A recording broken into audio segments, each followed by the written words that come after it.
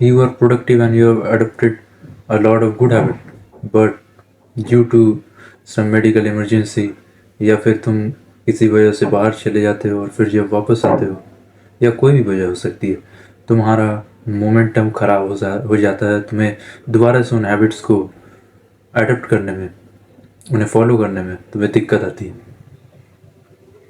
How can you again gain momentum? तो मेरे साथ भी ये हुआ है और मैंने दोबारा से मोमेंटम को बिल्ड कर लिया है। मैंने मोमेंटम गेन कर लिया है और ये बहुत ही ज़्यादा इजी भी नहीं है, बहुत ही ज़्यादा हार्ड भी नहीं है। इट्स जस्ट सिंपल, क्योंकि तुमने ऑलरेडी कभी तुम मोमेंटम तुम्हारे साथ था, तुम ऑलरेडी कभी इन हैबिट्स को कर रहे थे, लेकिन अब क्योंकि ये नहीं हो रहा है तो it's pretty simple to again restart it. तो सबसे पहली चीज़ है कि तुम्हें मोमेंटम गेन करने के लिए जब भी तुम अनप्रोडक्टिव होते हो या फिर तुम रट में फंस जाते हो, तो वो चीज़ तुम हमेशा नोटिस करना कि तुम ये चीज़ ज़रूर कर रहे हो। और वो चीज़ ये है कि तुम फ़ोन को ज़्यादा चला रहे हो, तुम्हारा स्क्रीन टाइम बढ़ चुका है। इनफैक्ट तुम्हें सोशल मीडिया क्विट कर देनी चाहिए, तुम्हें सारी चीज़ें हटा देनी चाहिए, लेकिन क्योंकि तुम्हारा मोमेंटम ख़राब हो चुका था, तुम दोबारा से इस एडिक्शन में पड़ते हो। तो तुम्हें करना क्या है? तुम्हें फ़ोन से दूर रहना है। Then you need to start your day with something जिससे तुम्हारा मोमेंटम स्टार्ट हो जाए। तुम्हें जब सो के उठना है तो तुम्हें अपने बिस्तर को साफ़ कर देना है, या जो भी चीज़ तुम्हें रूम में लग रहा है कि वो चीज़ गंदी है, वैसी नहीं होनी चाहिए, तो तुम उसे ठीक कर दो।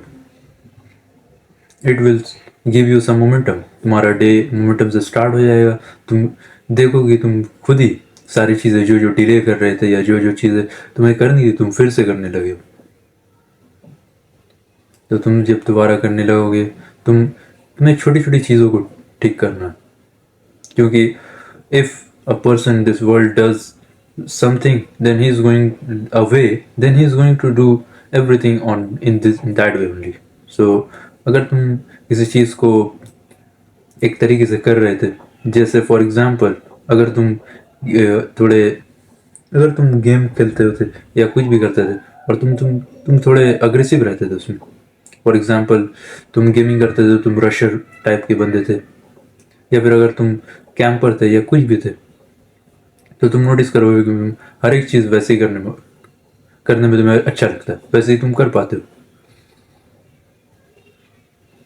तो अगर ये चीज़ है तो इससे मैं तुम्हें ये समझाना चाहता हूँ कि कोई भी चीज़ तुम किसी तरीके से करते हो तो तुम सारी चीज़ वैसे ही करोगे। अगर तुम छोटे से छोटे काम में डिले करते हो तो तुम बड़ी से बड़े काम में भी डिले करोगे।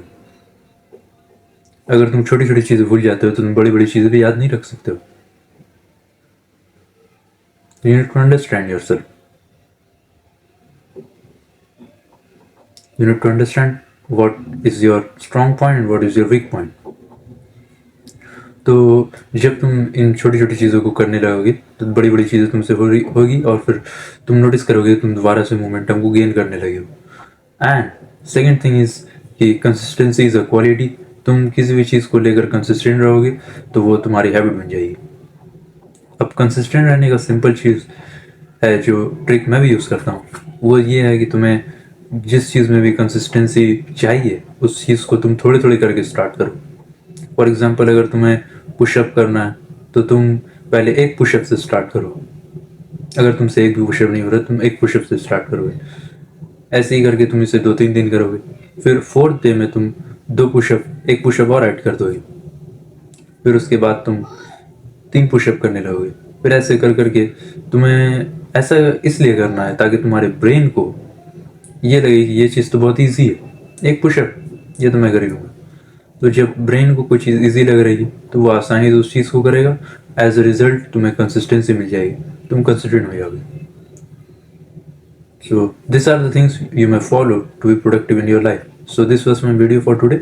Bye.